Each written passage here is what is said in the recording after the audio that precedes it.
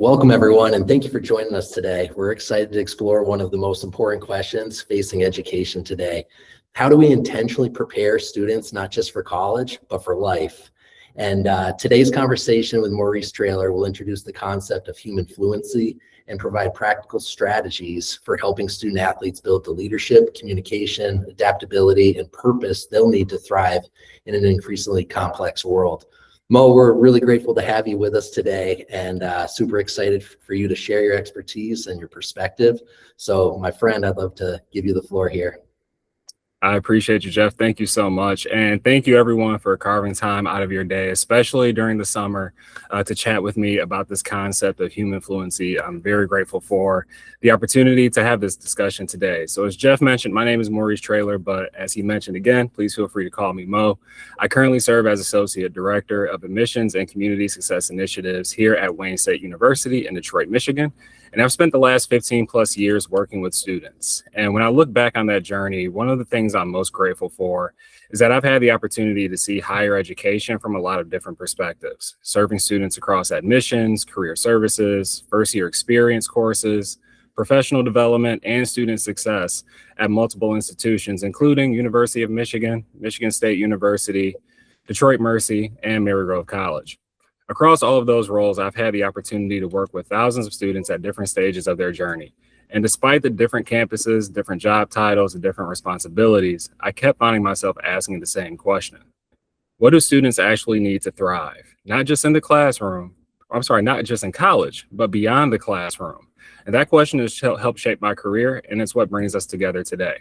Because the more students I work with, the more I notice something. Students don't experience life the way schools are organized. They experience it in fragments. Here's what I mean by that. They're trying to juggle as many, if not more, things than the adults who care for them. Things like chemistry class, a part-time gig, football practice, a leadership position, a difficult conversation, failed exams, an internship, a relationship, a major life change, or even a disappointing semester. They experience each of those moments as if they're completely separate stories, but our work is helping them recognize they're all connected, helping them realize that every success, every setback, every relationship, every challenge is contributing to the person they're becoming. Because when students can begin connecting those dots, they stop seeing life as a series of random events and they start seeing the patterns. That is why I'm so invested in working with students. And I've always joked that my favorite part of this work has always been helping my students see the matrix. Now, I'm not talking about one of my favorite movies from back in the day. I keep trying to suggest this movie to my students. It hasn't been working quite well, but we'll see how that goes in the future. But nevertheless, what I do mean is helping my students recognize that their lives aren't happening in random pieces, helping them realize that every experience is shaping the person they're becoming. Because once they begin connecting those dots, they can't unsee them. And if I'm being honest, that passion comes from my own story. As a first-generation college student, I didn't have a roadmap. I didn't know how to navigate the college experience. And I learned a lot of those lessons the hard way. So when I began working in higher education, I kept coming back to one question. How do we help students make those connections sooner? Over time, I realized that my work had become guided by three beliefs or principles, if you will. First, I always wanted my students to become fluent in their resume, not just because the resume gets them the job, but because it's evidence they learned to create value. I also wanted students to become fluent in their direction, not because life always goes according to plan, but because purpose gives us something to navigate when it doesn't. And ultimately, I want students to become fluent in themselves, because if you don't know who you are, the world will happily tell you who to be. And for years, I thought that was enough. Those three ideas shaped how I taught, how I advised, recruited, mentored, and really how I shaped every role I had. Over different campuses with different student populations, having different responsibilities, I've always tried to help students connect their experiences and see possibilities they couldn't see for themselves. As my own professional experiences progressed, I began searching for the tools that could help make those conversations more intentional. When I arrived at the College of Engineering at University of Michigan, I quickly realized I was a little different than many of my students and colleagues. I always felt I was the furthest thing from an engineer. I was an English major with an M.F.A. At the time. I knew Edgar Allan Poe and Chaucer much better than I knew electrical and chemical engineering. And because of that, I naturally gravitated towards something different. While my students were learning how to solve technical problems, I found myself helping them solve a storytelling problem. Students would sit across from me convinced they didn't have much to offer despite being at a world-class institution. They would say things like, I just did research, or I just had a campus job, I was just involved in this student organization, and I would stop them. I'd say, let's unpack that for a second. Because what they saw as ordinary experiences I saw stories waiting to be told. I found myself helping students connect those dots between what they'd done, what they'd learned, and who they were becoming. Somewhere along the way, I started looking for common language that could explain what I was already saying. And that's when I was introduced to these NACE career readiness competencies. Now, for those of you who may not be familiar with NACE, it stands for the National Association of Colleges and Employers. They're one of higher education's key industry partners, bringing colleges, universities, and employers together around a shared question: what knowledge, skills, and experiences best prepare students for success beyond graduation? Over the years, the career readiness competencies they've developed have become one of the most widely recognized frameworks in higher education for thinking about student development and workforce preparation. Things like communication, critical thinking, professionalism, leadership, technology. At first glance, they look like career skills, but the more I worked with these, I realized they weren't just preparing students for interviews. They were preparing them for everyday life. That realization fundamentally changed the way I approach student development. Instead of asking, how do I help students get a job? I started asking, how do I intentionally create experiences that help students develop these competencies inside the classroom? While at U of M, I had the opportunity. If we can go back to the NACE standards for a minute.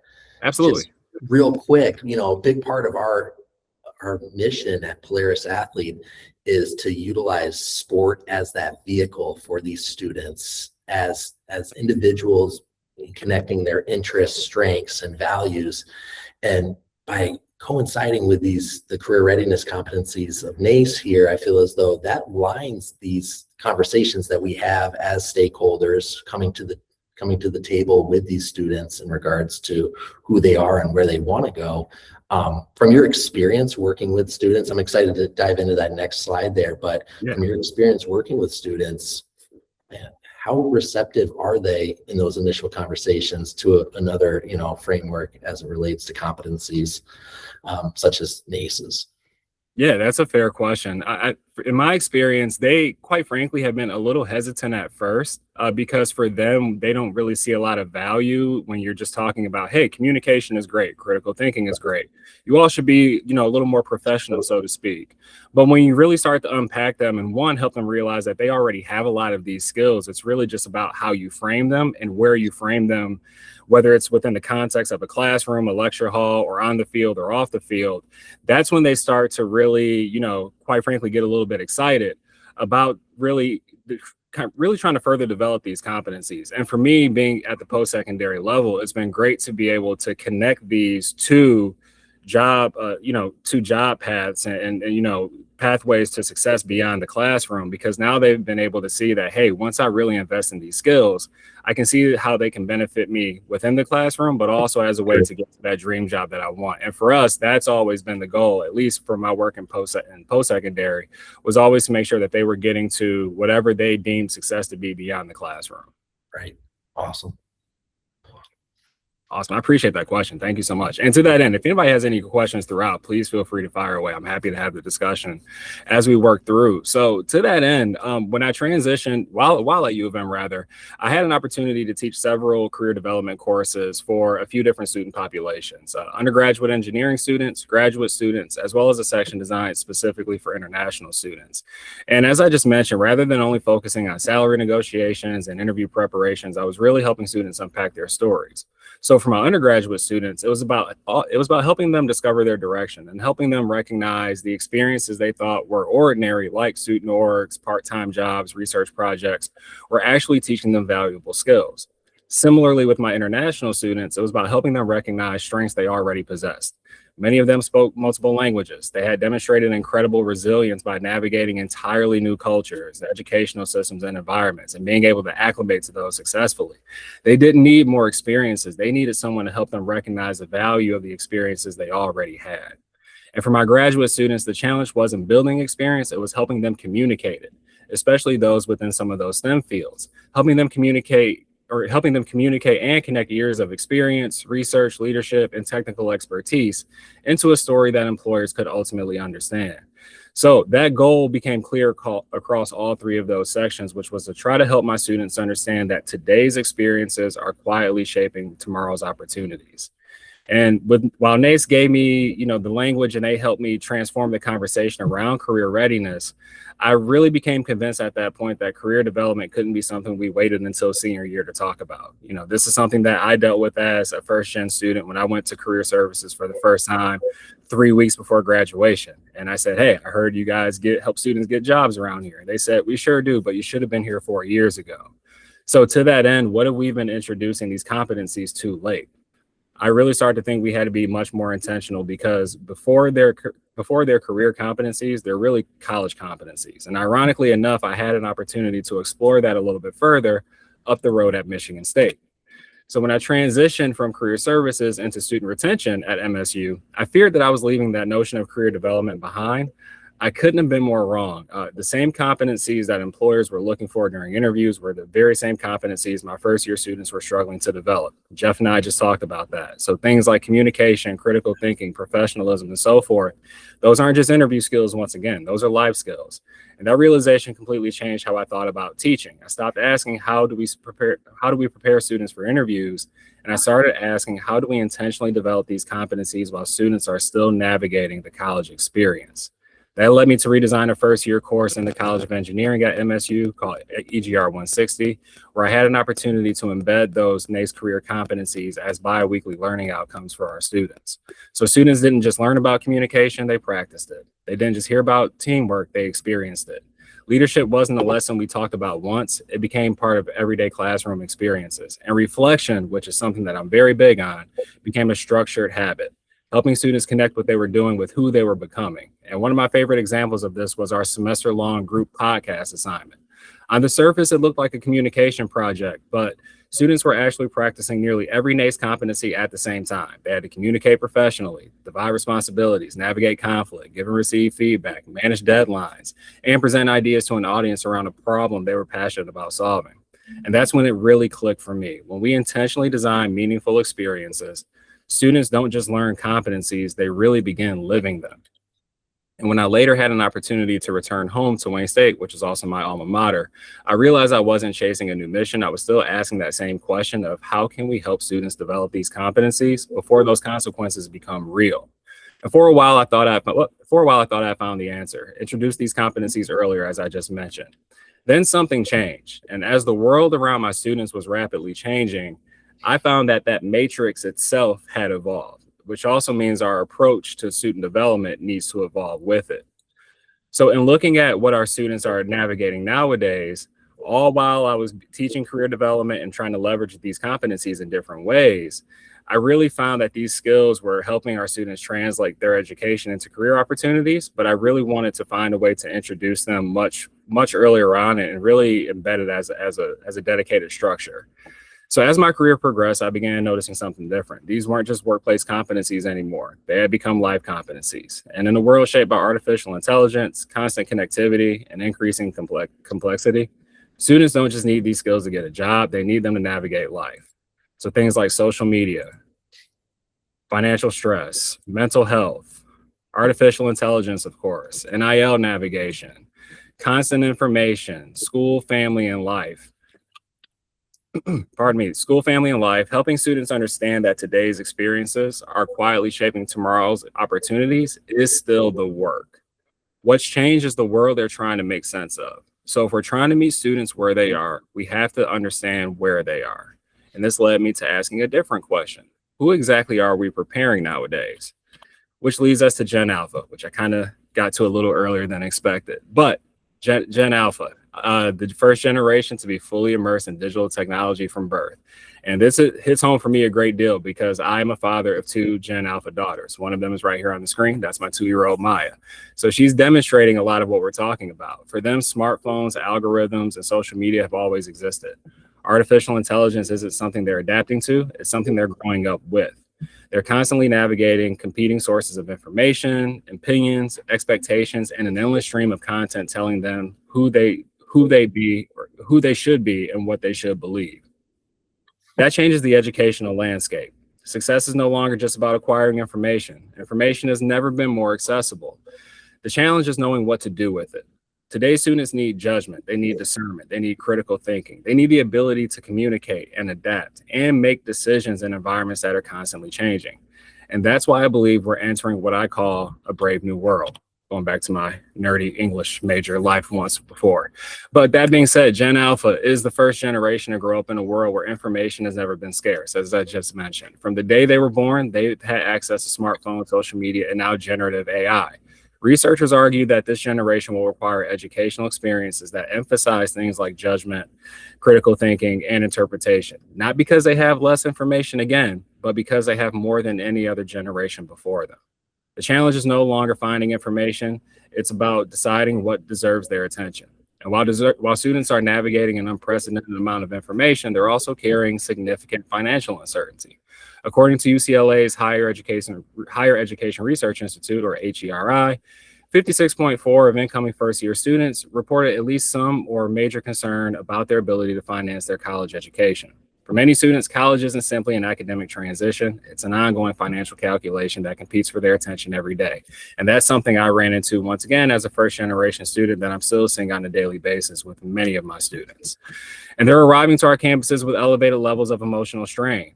The 2024 HERI freshman survey found that 51.1% of women and 24.1% of men reported frequently feeling overwhelmed by everything they had to do during their final year of high school, really to get prepared for that next step at college. These students aren't becoming overwhelmed because of college, they're often arriving overwhelmed. And finally, our students are expected to manage more competing expectations than perhaps any generation before them. They're simultaneously trying to succeed academically, manage finances, make career decisions, develop their identities, and maintain their mental well-being, all while trying to navigate evolving technologies like AI. And all these findings on anxiety, financial pressure, and well-being don't describe separate issues. They describe a generation learning to balance all of these realities at the same time. Looking at this data, one thing becomes clear. This wasn't just a college readiness problem anymore. Students weren't struggling because they lacked potential. They were navigating an increasingly complex world without enough opportunities to intentionally build the habits needed to navigate it. Go ahead, Jeff. I think you're getting ready to say. Yeah. To that point, Mo, like what comes to mind is a conversation that I have frequently, in the sense that families are really questioning that return on investment due to the rising cost of college, while students are also questioning degree relevance because of the rise of AI. And so with that also meeting at the same moment in time where we're seeing entry-level jobs being gobbled up as a result of AI as well. So it's like all of this is coming at them at the same time, you know, in terms of this slide that's in front of us right now, everything that students are navigating. It's a landscape that has evolved rather quickly as of lately. Everything all at once, for lack of a better, term in that sense. So it's like they are expected to still carry on and navigate from an academics standpoint, identity development, everything along those lines. It's still, they're all marching forward, but at the same time, the shift is on us as educators. So, from a human fluency standpoint, it requires intentionality, and we as the adults need to come to the table and provide that for them and that next generation. So yeah, I'm excited. I'll let you continue on, but I was just in there. I'm so glad you mentioned that, because that makes me think about my day job, so to speak, with what I'm doing at Wayne State, working in admissions. And to your point, these are conversations that we're having on a daily basis with students and with families. A lot of them are even using AI itself to make decisions on not only if they want to go to college, but which college to go to. So to that end, they're, leaning on a certain, segment of information that one doesn't always ring true, especially if you're trying to figure out, hey, is this a good fit for me, or will this, or as you mentioned, will I get that ROI based on the experience I want to take on? But it's definitely something that we're combating, and I think that a lot of what we're talking about today hopefully will help not only us really understand the importance of these competencies and these values and the framework overall, but also how we can help our students understand it even earlier, and hopefully in a way to combat some of the noise that they are dealing with on a daily basis, but also really try to find a way to cultivate their own voice, in a world that really feels artificial around them. So I super appreciate you bringing up that point. That was absolutely right on time. So to that end, if these competencies matter this much, I'll ask the question once again: why are we waiting until college to intentionally develop them? Right. And to that end, I found a way to develop a little bit of a proving ground to test this theory. In November 2025, I had an opportunity to found a program called the Complete Player Detroit. And our very first program was launched in partnership with the Detroit Tigers RBI program last fall. So TCP was built to serve as an off the field and off the court training program for student athletes. My original cohort of students ranged from 12 to 17 years old, included both baseball and softball players from varying socioeconomic backgrounds and school systems. So we had students from public schools as well as private schools here in the Metro Detroit area. And to that end, TCP became an opportunity to test an idea, not whether young people could become better athletes, whether they could intentionally leverage some of those habits, the mindsets, competencies from athletics into skills that prepare them for success long before college. Athletics really became that classroom. So every practice, every game, difficult conversation, setback, and success, they all became opportunities for reflection and growth. And I noticed that sports really compresses life in that regard. They naturally create moments that demand communication, leadership, accountability, decision-making, resilience. And instead of letting those moments pass, we intentionally unpack them and working with our students. And that intentionality led to practical tools students could begin using immediately. We just talked about a lot of the noise that our students are navigating on a daily basis. And this is one tool that we put together to help them combat that. Because our students, again, didn't need more information. They're already surrounded by information. They needed practical ways to filter that noise. So one thing we talked about was scheduling what matters first in your phone, okay? And doing so with something that's already in your hands at most of the time, which may seem like not too large of an overarching topic or concept for my students, but when we really broke it down that they could utilize a tool that's already in their hand 90% of the time, this also helped drive home some of these concepts. So every day competes for our attention. If everything is urgent, nothing is truly important. So we helped our students put priorities on their calendars before distractions put themselves there. And I taught my students that a calendar should reflect your values, not just your obligations. And in doing so, identify your non-negotiables. And this is something I even try to do on a daily basis. Every successful person has routines they refuse to compromise: sleep, preparation, family practice, reflection. If you don't decide what's important, the algorithm will. And make space to catch your breath. Rest isn't the opposite of productivity, it's part of the performance. I know I need to be much better about this myself. Reflection creates perspective, and margin helps students respond instead of simply reacting. And then finally, something I always try to practice: learn to say no tactfully. Okay, every yes costs time and energy and attention, but boundaries aren't selfish. They're how we protect what matters most. And sometimes the most powerful decision, the most important decision we can make is deciding what not to do. So with all this, I learned quickly that this wasn't really a time management toolkit. As I alluded to earlier, it's a noise canceling toolkit, as modeled by my now 5-year-old Morgan here on the screen. Because Generation Alpha doesn't have an information problem, they have an attention problem. And before students can pursue purpose, they have to learn to filter those distractions. And once students began filtering the noise around them, they became better equipped to focus on something else. And students often spend enormous amounts of energy worrying about things they cannot control. Going back to a lot of the noise we talked about: social media, playing time, college admissions, family situations, financial stress, other people's opinions. This framework became one of the most important tools in the program. Athletes constantly face situations where emotions are high, pressure is real, outcomes feel uncertain. So we asked them 3 certain questions: what can you control? What can you influence? And what must you accept? When we're talking about control, we're talking about things like effort, preparation, attitude, habits, your response. With influence, our communication, working with our teammates, classroom culture, for instance, family, relationships. And what are some of those things we ultimately have to accept? The umpire's call, the coach's decision, the weather, rejection, uncertainty, things outside of our control. So knowing that acceptance isn't giving up, it's redirecting energy toward where growth is actually possible. And students become more resilient when they stop trying to control everything. As I watched these students grow, something unexpected happened. They weren't just becoming better athletes. They weren't even just becoming better students. They were becoming more intentional, which really warmed my heart. They were becoming more self-aware, better at communication, better teammates, more disciplined, and more confident. And as I look back across career services, engineering, first-year experiences, retention, admissions, and now TCP, I realized I wasn't seeing different programs. I was seeing the same pattern over and over again. And students weren't just developing competencies, they were developing the ability to navigate an increasingly complex world. And that is human fluency. So I want to take you back really quickly to something I shared at the very beginning of our talk. And I told you for years that I've had a personal ethos when it comes to working with my students, helping them become fluent in their resume, their direction, and ultimately themselves. And again, for a long time, that was enough for me. It shaped how I approach career services. It shaped how I redesigned courses. It shaped how I worked with student athletes. It shaped how I thought about admissions today. But through this prism, I started to see my own matrix evolve again. But this time it provided the language behind my ethos, as well as a great deal of the work that many of you already do. And once again, that's what we call human fluency. Because when you tear it all the way down to the studs, it's not really about just the resume. It's not really about choosing the perfect major. I changed my major 7 times as an undergrad. I'd be happy to talk about that if you like. It's not even about getting into the right college. It's about preparing students to navigate a world that keeps getting more complicated. And I think that's a different conversation. I think that's what human fluency is. And I believe it comes down to 3 things. The first is direction. Every student is asking the same question, whether they say it out loud or not. Where am I going?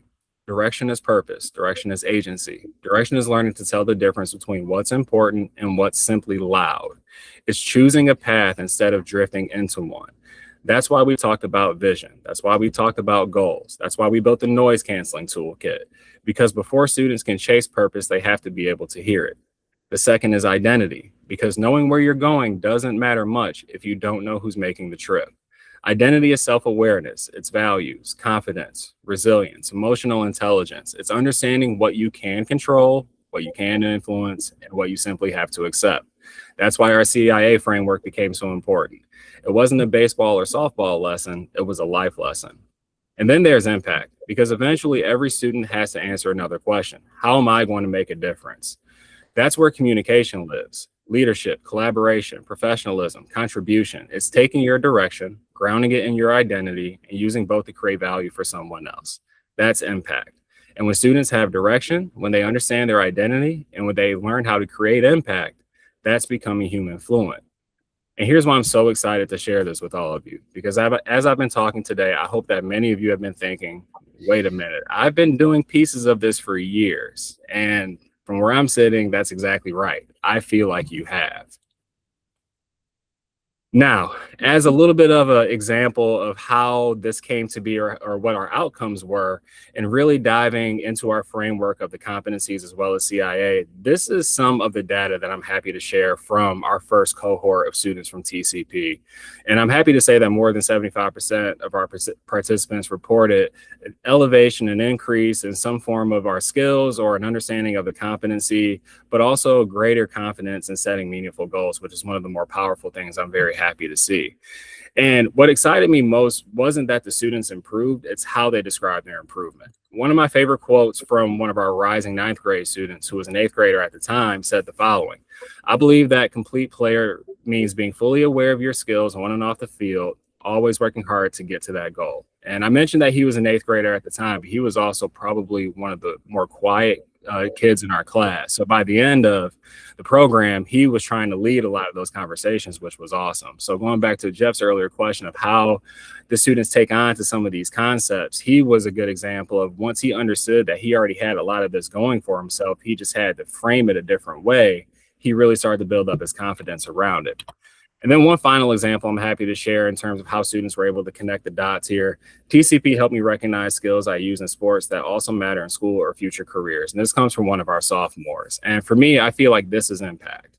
Students recognizing that who they're becoming isn't limited to just the field. It's really transferable. And as educators, we spend a lot of time wondering whether students are really hearing what we're trying to teach. And as I reflected on everything my students shared, I realized one piece of the puzzle we hadn't talked about yet, because none of this happens in isolation. Every breakthrough, every mindset shift, every moment of growth has its roots in an adult who chose to invest in a young person. And that's where all of you come in, because you are the cheat code to this problem. Let me unpack that.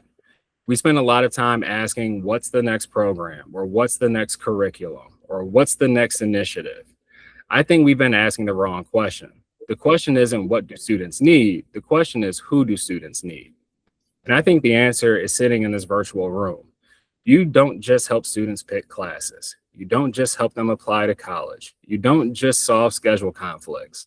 You help students find direction when they can't see what's next. You help them build an identity when they're questioning who they are. You help them recognize the impact they're capable of making. That's human fluency.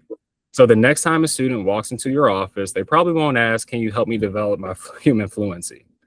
They're going to say, I'm overwhelmed, or I don't know what to do, or my friends are driving me crazy, or I failed another test, or I don't think I'm good enough. And in that moment, you'll have an opportunity to help them find direction, to strengthen their identity, and to discover their impact, one conversation at a time.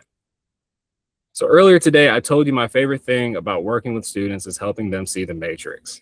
And if you remember, the movie suggests that once you're in the matrix, you can't really get out. So the truth is, our students don't need us to navigate life for them. They need us to help them make sense of the world they are navigating. And my hope today is that you start to see the matrix for yourself a little bit, because you've been helping students develop human fluency, sometimes without ever having a name for it. I also hope you leave here reminded of something else, very important. And your value in this ecosystem is far greater than we often give ourselves credit for. Because every conversation, every schedule change, every crisis, every college essay, every difficult phone call home, every check-in with a student who just needed someone to listen, every interaction is another opportunity to help a student find direction, strengthen identity, and create impact. Those aren't interruptions to the work. They are the work. And every time you help a student find direction, strengthen their identity, or recognize their impact, you're helping them become human fluent. And once again, I want to thank you all for being the cheat code and giving me the opportunity to chat with you today. Very much appreciated. Mo, thank you. Thank you so much for running us through that. I really appreciate it. And I kept revisiting several experiences that I had as a school counselor, as a director of college counseling, where I had student athletes in front of me in those moments, just as the total person, not sure of if they want to go forward with the opportunities that are being presented to them athletically that they built their identity on as a 17, 18-year-old at that time. And when we were talking about, when you're presenting human fluency with identity fluency being a building block of that, to intentionally come to those conversations, we must also do that earlier, much earlier in the process. This isn't something that we wait until junior, senior year to be able to bridge that gap and make its greatest impact. With working with some of the younger student athletes that you had in your cohort there, being able to have those moments to be able to bridge that gap with them, did you see where you could then build from there and extend that runway with them for over the course of the next 4 years or however much time that they might have had as a younger, and in doing so, what sort of scaffolding did you have to have in place with that younger child as opposed to the junior or senior that might have been in that cohort as well, and to make it all work and come together as the educator in the conversation? Yeah. One of the things I was really grateful to be able to leverage in my work, not just within TCP, but even at MSU and some of the other places I've been, where I've been building programs, was really leveraging the idea of having peer advisors or peer mentors, so to speak, in the room with me. So for TCP specifically, knowing that I had some younger students in there who were as young as 7th, 8th grade, all the way up to juniors and seniors, it really helped our younger students to be able to work hand in hand with some of those older students who were getting ready to move on to that next stage. But I would say the same goes for, someone who was in 8th grade who was working with someone who's a freshman. So that 1 year difference can make all the difference just in terms of the experience that older student had by making that transition to high school and things like that. So in terms of the scaffolding piece, I kind of had that built in, luckily, just with the idea that we had a cohort of students of varying age groups. And then similarly at other places, as I mentioned, and having students that would serve as peer mentors or peer advisors, we use a very similar model. We try to use students who are probably at sophomore or junior level, second or third year of college, working with my first year students as a way to give them some game, so to speak, and let them know kind of, hey, this is what you should be on the lookout for and what you can expect, whether it's with this class, this program, or, don't take that professor, that kind of thing. So being able to have my students send that elevator down, so to speak, has always been very helpful in my work. I bet. Yeah. And then in regards to some of your experiences at Wayne State, directing some of these success initiatives, what gaps are you identifying on the higher ed side that we on the secondary side can help bridge in terms of preparing these students for success in college? Yeah, I'll try not to take the next 25 minutes Yeah. on this next piece, but it's very, very near and dear to my heart, probably because I am an English major. It's communication.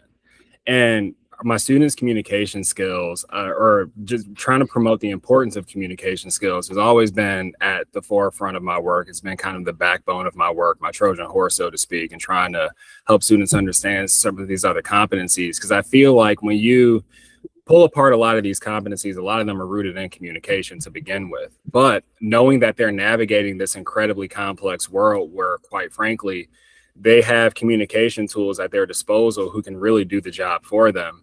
I've even had to go so far as to build in an AI Trojan horse in the course syllabus to try to catch students who would just copy the prompt and throw it in and say Chat GPT. And you'd be surprised at how many students did just that. But to that end, I think it's really important to help our students get very comfortable with communicating. And by that, to take it a step further, I'd say helping our students understand the importance of cultivating their own voice, because their own voice is really going to be the thing that they're going to leverage at each step of the way, from elementary to secondary to post-secondary and beyond, because their voice is ultimately what's going to allow them to pull together their own story. And that story, as we've talked about for the last 30 plus minutes, at least in my mind, is that key, so to speak, that will get you into any door that you're hoping to break into if you have the requisite experience necessary to do the job or to succeed, and whatever that looks like. But going back to the idea of communication and why I feel it's so important, again, with students being able to have all the information available to them, they can plug and play into things like ChatGPT and Copilot. I think it's really important for our students to understand, one, how to use those tools effectively, but also not get lost in the mix, because too many times, we'll have students who I know are incredibly savvy, going back to my students who were in the College of Engineering at University of Michigan, incredibly bright students, incredibly sharp and technically savvy and the whole bit. But for them, even a lot of their communication skills were lacking because they've placed so much emphasis on this side of the equation with, technical work. So all in all, I say that communication is something that our students can really start working on being more mindful of, and really start working at cultivating in terms of a tangible skill set, whether it's writing or speaking or what have you. Because I really think that's something that's going to become increasingly important, as we get further down this rabbit hole of the evolution of technology, basically. And not to sound like an old man and telling all these students to get off my lawn with that, but truly, I think it's going to be important, as we navigate the next 5 to 10 years. Right. Yeah, that paired with just thinking through the student athlete family's lens in regards to the shifting landscape, whether it be NIL at the table or the eligibility, the recruitment timeline and things along those lines with eligibility rule shifts. Looking at it through that lens, it's never been a linear process by any means, but even now, more so now, it requires a greater sense of adaptability to be able to navigate, and to do that also requires intentionality, and it requires education to raise that floor earlier in the process so that these families are coming to the conversations with a greater sense of clarity rather than that confusion that so often does, exist in that space. From a adaptability standpoint, in terms of cultivating adaptability, it's all about, in my opinion, a lot of that starts at home just with lived experiences and the funds of knowledge that child is acquiring through those lived experiences. But how do we as counselors, as stakeholders who see them for, but a little bit of that day in that sense, how can we help cultivate adaptability to be able to meet that moment for them, knowing that whether it be college admissions or the recruitment process, neither of those two journeys are linear by any means, and they do need to be adaptable, and how we can extend that runway for them in that sense. Yeah, I love that question. I think you put out an amazing point as well that I want to emphasize, because I truly do feel that education, especially nowadays, like you said, it's not a linear experience. It's really turned into a true choose your own adventure story of sorts. And I think that for students, you know, as you mentioned, a lot of them are coming from places where they've already demonstrated great resilience and being able to, you know, adapt, whether you have students who have, you know, if you want to call it a difficult situation at home, you know, or even international students that I alluded to earlier who've come, you know, to the States and have, you know, demonstrated their ability to acclimate to a new environment. So I think going back to that idea of communication, once again, when you have those moments with your students and, you know, they may only feel like a few minutes or 15, 20 minutes here or there, you know, you're doing a lot to supplement conversations that are going on inside the classroom, on the field, off the field. And I think in those moments, once again, it's just really important to not only help our students be able to communicate the value of those shared experiences, but also listen. And I think if we are doing a great job of being very intentional and being active listeners with our students, we're going to be able to find stories or nuggets about their background that will ultimately be able to turn around and help them unpack. You know, when they say, hey, well, I was up late last night because I had to help, you know, my grandmother out. She's, you know, dealing with a difficult situation, so on and so forth. And because of that, I got a, you know, bad grade on this test. But I think there's a way to reframe that conversation for that student to help them understand that, hey, you're doing a lot outside of the classroom. That's more than a lot of people, perhaps your age or in your situation, have to navigate. And in doing so, you're able to demonstrate A, B, and C on top of it. So how do we frame that in a way that we can now pull that into the classroom as well?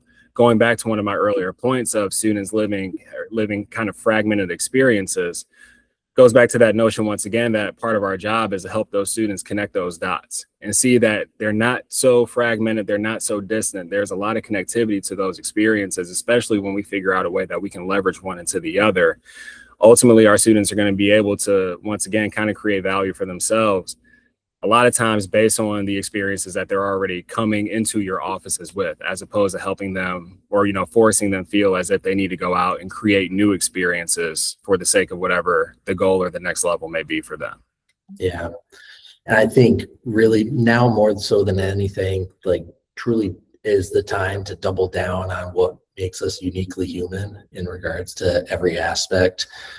Just seeing some of the student athletes that have reached out recently to us in regards to helping them navigate the NIL landscape and the shift there, like it always boils down to what makes you uniquely human and who are you outside of that roster spot? Who are you outside of that athletic opportunity that you have? Where do you go when you have a few minutes of free time? Because like to truly align your identity with those opportunities, it requires that you know, deeper sense of reflection outside of, you know, that surface level. Yes, I am this pitcher, I am the gymnast, I am the whatever that sport might be. So in unpacking that and determining who we are and what makes us uniquely human, I feel as though that's the thing that, as you know, with the shift that we're seeing, whether it be in the workforce or the shift that we're seeing within higher education or the shift that we're seeing even in secondary education's response to all of these changes, I feel as though now is the time to really like revert back to, you know, what makes us human and where to go from there and start building upon those blocks in terms of everything. Because at the end of the day, human fluency, I mean, it aligns with student development, it aligns with future readiness, college counseling, school counseling, student athlete success. It's really one of those building blocks that if we can set that stone and build upon that, it's going to pay dividends in that child's life and those long-term outcomes as it aligns to their interests, strengths, and values. So it's something that I feel as though you've brought a really unique perspective in the sense that, you know, your lived experience, not just as a professional, but as a first gen student athlete as well. Similar to my experience, although I changed my major 5 times, and and when it came time to walk across the stage, my biggest question was, okay, what comes next, and where do I go from here? And so that was the big, the moment that I had when it came to, okay, next chapter, where do I go from here? Now, whereas these kids, if we're having these conversations with them as 7th, 8th, 9th, 10th graders, by the time they're juniors and seniors, they're taking an entirely different approach to that college search, that college admissions journey, that athletic recruitment process. And they're coming at it from a more enriched and holistic angle that aligns with who they are as a human being, which I feel, I may have some bias when it comes to this, but I feel as though that's the only way to do that, given all the other noise that is in this space right now and everything, because we are seeing, whether it be the multiple industries that are converging here or the youth sports industrial complex, families' relationship with the recruitment process, with the college admissions process, it's shifted in such a direction as of lately with all things AI coming to the conversation that it really, truly, it opens the door for us to do some really important and special work for these families in that sense. But I really appreciate you coming to today's conversation, with those lived experiences and those funds of knowledge, because that really, it opens the door for us as educators to start seeing things differently and boiling it down to a degree where we can make that impact that's going to be systemic when we introduce this in our communities back, at home and everything. Ian and Kate, if you have any questions, feel free to jump in here. I would love for it. But if not, though, Mo, I'm very grateful for you to take time today and appreciate it. And your contact information, I will send out with the recording as well, in case anyone has any questions that they'd like to follow up with. I appreciate it. And thank you for the opportunity to have this discussion today. I mean, this work is something I'm incredibly passionate about. You kind of alluded to it, and I appreciate it. As a former student athlete, I knew I was going to have to go pro in something else a long, long time ago. So that really kind of started a lot of my work and my passion for this work. And it's since evolved, over the years, especially now being a father of Gen Alpha kids and all that good stuff. So, I have a lot of irons in this fire, so to speak. But to that end, I'm definitely happy to have the conversation with anybody. If you have any questions moving forward, if you'd like to maybe discuss some ideas, all that good stuff, I'll most certainly be here for it. But Jeff, again, I really appreciate the opportunity today. Thank you. Awesome. Thank you, Mo. And for everyone else, thank you for joining us today. Appreciate it.